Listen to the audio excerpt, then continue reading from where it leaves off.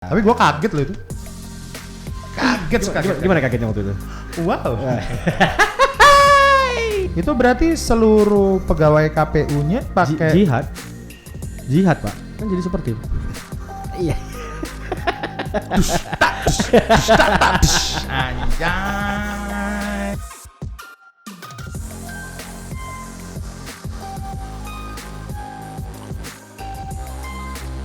Assalamualaikum warahmatullahi wabarakatuh. Selamat datang di channel podcast Birahi, memberikan Anda informasi tentang berita-berita terkini yang membuat Anda lupa akan kehidupan dan pastinya meningkatkan vitalitas kehidupan Anda. Waduh. Bapak sebelah saya lagi sibuk baca koran ini. Lagi liatin apa, Pak? Sudah kalah, Pak ya? Tuntutan MK. Gak ada, Pak ya? Gak ada ya? Saking gak pentingnya kayaknya gak dibahas. Dibahas gak sih? Jadi kita sempat menghilang nih, sempat menghilang beberapa saat. Sama Pak, kita ngilang Pak. Setelah proses pilkada, kita kemarin sering banget ngebahas proses pilkadanya, bagaimana cara untuk meraih suara masyarakat. Dan akhirnya berakhir kemarin 9 Desember. Dan dari KPU pun sudah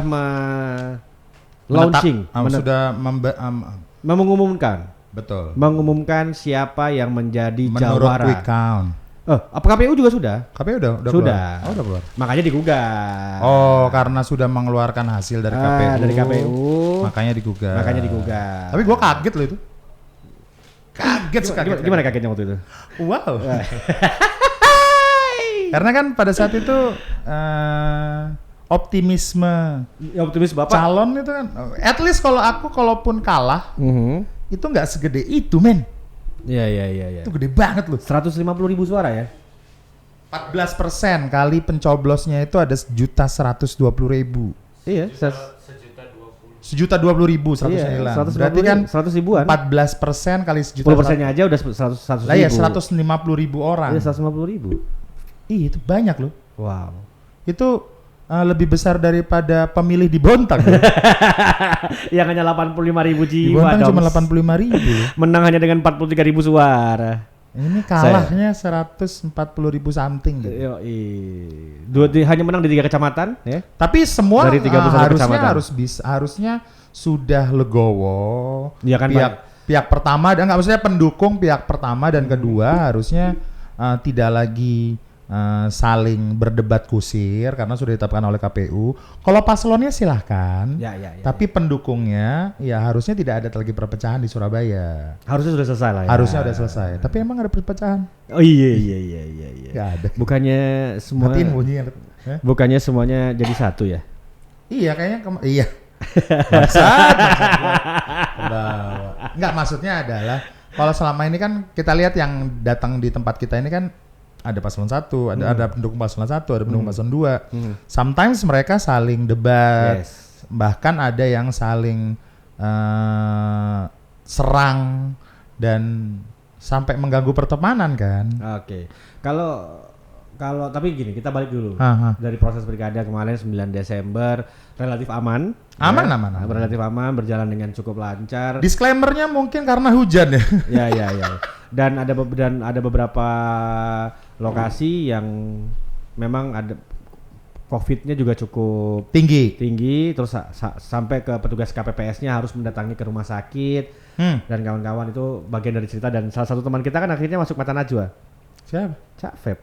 Oh gitu? Oh iya dong, karena kan di bawahnya dia di Kerembangan itu ada salah satu TPS khusus. Yang isinya itu para penderita COVID. Oh, Kerembangan itu yang daerah rumah sakit itu bukan? Yes, rumah sakit lapangan. Betul. Oh, gitu. Itu. Jadi diadakan pemilu juga di rumah sakit. Oh iya dong. Berarti itu kan semua orang, semua pihak, siapapun terlibat di kontestasi ini. Itu berarti seluruh pegawai KPU-nya pakai Jihad Pak. Atau sebenarnya dia peserta COVID juga? pakai hazmat. Ya, kami membuka pendaftaran bagi para penderita yang mau jadi panitia KPU gitu. Nggak apa-apa kan, saling kenal, saling ini. Jihad mereka Pak. Jadi luar biasa sekali. Jadi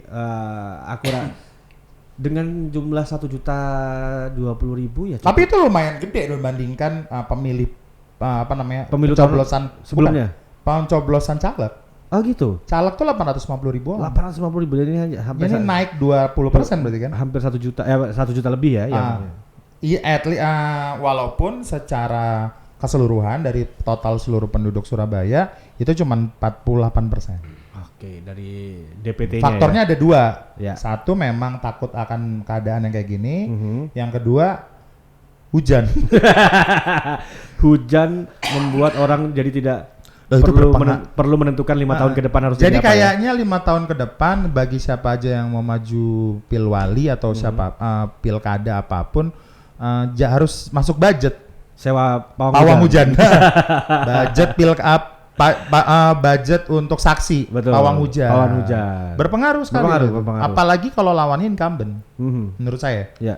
Karena mobilisasi masanya kan harus lebih gencar kan. Betul, loyalisnya udah banyak kan musuhnya kan. Betul. Jadi kayaknya budget lumayan gede situ. Tapi kalau misalnya kita tarik Pak, sebenarnya apa sih yang buat pasangan nomor 2 itu harus tertinggal dari pasangan nomor 1? Aku udah pernah bahas loh itu sebenarnya di Instagramku mengenai. Nah iya, kita bahas dari story Bapak yang di Instagram tuh. Menarik tuh. Kenapa bisa kalah dan kenapa bisa menang? Betul. Aku melihat dari 4 sudut pandang. Oke. Yang pertama aku selalu bilang bahwa rupanya tidak gede-gedean budget kok. Bukan. Untuk maju politik. Ya. Tidak siapa yang punya duit banyak itu yang menang. Satu.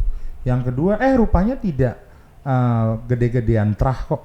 Siapa yang punya trah lebih tinggi dia yang jadi. Karena ada beberapa juga yang anak pejabat, betul, gitu ya, ponakannya pejabat, walaupun memang anak presiden sama menantu presiden semuanya menang. Jadi sih ya.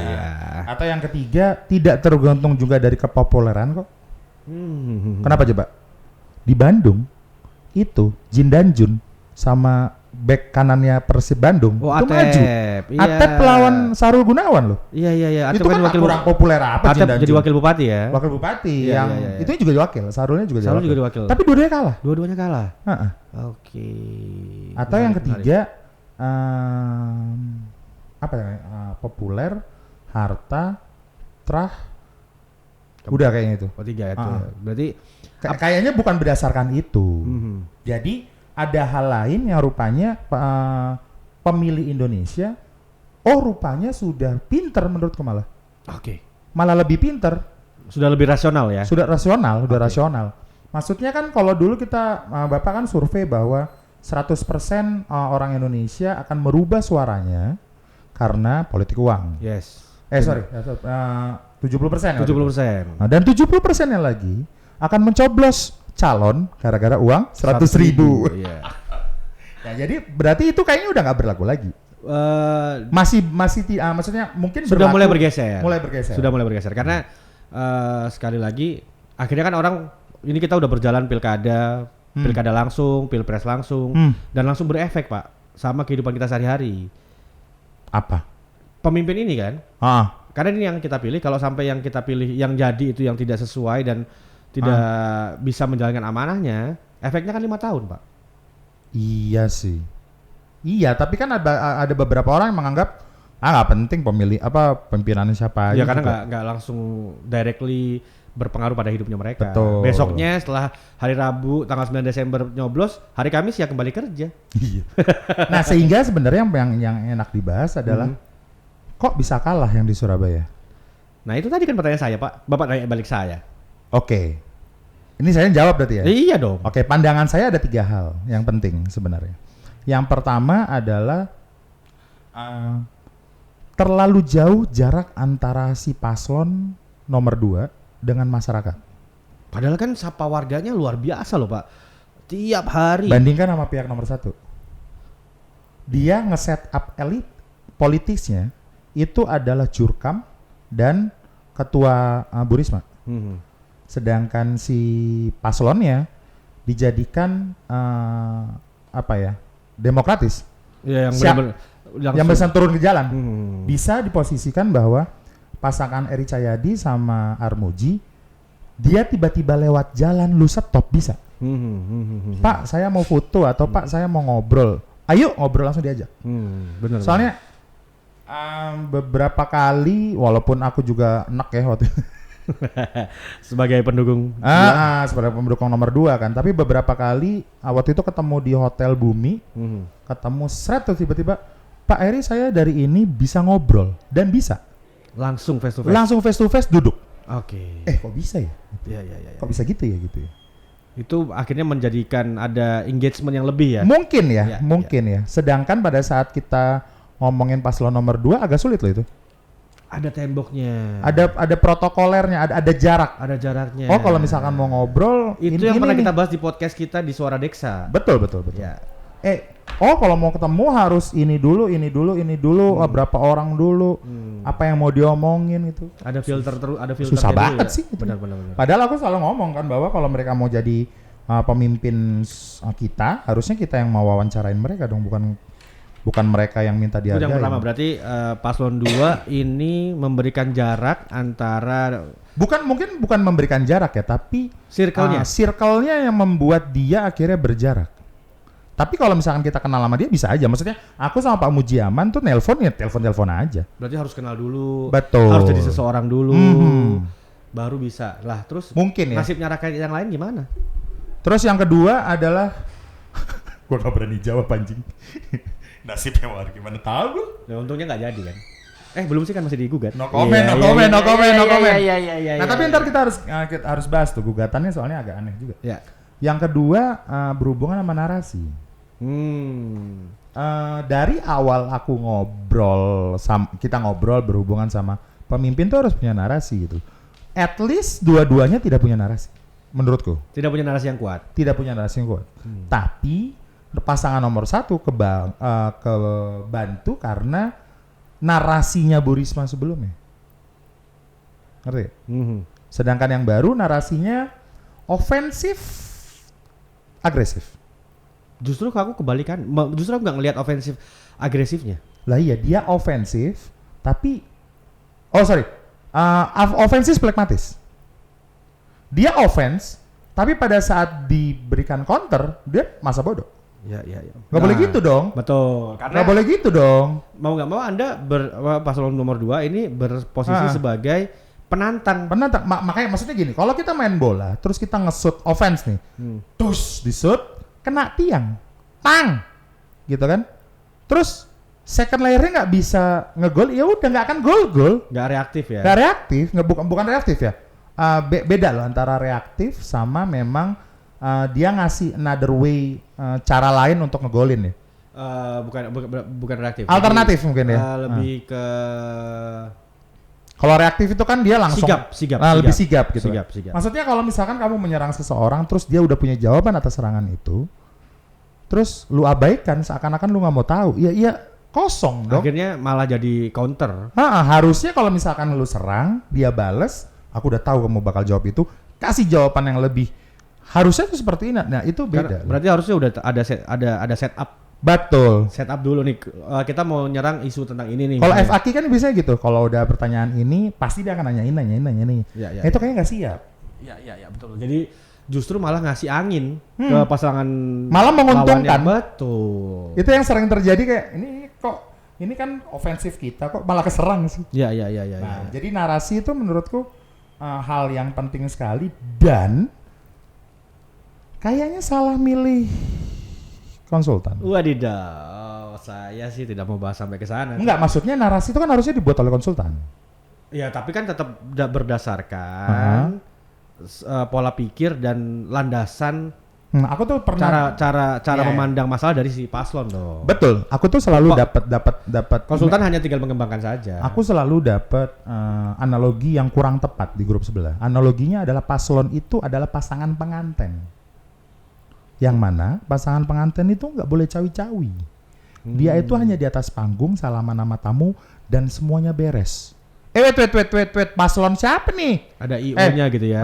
Ini ntar dulu, ini pasangan pengantin siapa? Anaknya Bakri apa Raffi Ahmad apa kita sebagai warga? Bapak jadi paslon ribet anjing. Iya dong. Saya waktu jadi pasangan pengantin Ya Allah, itu IO ngurus sendiri, catering ngurus sendiri, Betul. terop ngurus sendiri. Betul. Hah? Hari H baru nggak ngapa-ngapain. Harus ke Jombang, harus ke. Iya Saya kan? dulu harus ke Jombang Pak, karena cateringnya ngambil dari Jombang tuh. Nah, Terus nyiapin segala macam. itu kita sendiri kan Kita sebagai sendiri. pasangan pengantin. kan? Betul. Nah, image itu mungkin agak ada kesalahan di tim sesnya yang memposisikan paslon sebagai pasangan pengantin. Pas di pelaksanaan pilkadanya. Baru iya. Tapi pada saat proses ya terlibat dong. Pada saat pelaksanaan pilkadanya, pada saat acaranya, baru tim ini yang menjaga. Ini gua nggak takut ngomong ya, karena ini sering sekali keluar kata-katanya dari tim pemenangannya tim nomor 2. Jadi harus memastikan baru tim Semua ini clear memastikan. dulu. Semua clear dulu baru paslon datang. Ya. Enggak dong. Ya. Kalau memang bisa masalah itu Yang akhirnya diselesaikan paslon. mengakibatkan seperti ada jarak ya. Iya, harusnya kan kalau misalkan masalah itu ada paslon datang selesaiin. Bukan diselesaikan dulu terus ngomong nanti saya akan melakukan itu. Enggak dong, orang nggak Akhirnya engagementnya nggak dapet. Orang nggak simpati. Nggak into dengan si pemasak di Pada saat Pak pasangan. Mujaman masuk itu mungkin sering dilakukan karena Pak Muji Orangnya lebih gerapian. langsung ke dalam dia ngobrol sama orang gitu kan. Itu betul. terlaksana. Tapi khusus untuk paslon nomor 1 agak susah. Nomor satunya. Nomor satunya apa pasangan Calon wali kotanya. Yang wali kotanya calon wali kotanya malah susah. Ya contoh aja, gue mau buat video narasi juga nggak jadi kan akhirnya. Ya. Itu yang kedua ya. Yang pertama tadi yang pertama jarak, yang kedua narasi. Yang ketiga nih konsolidasi tim dan partai kayaknya. Berat. Mungkin kita nggak usah, kita abaikan sedikit ke partai. Tapi konsolidasi tim. Konsolidasi tim. I mean kita ngelihat Sandi dan Prabowo pada saat maju presiden.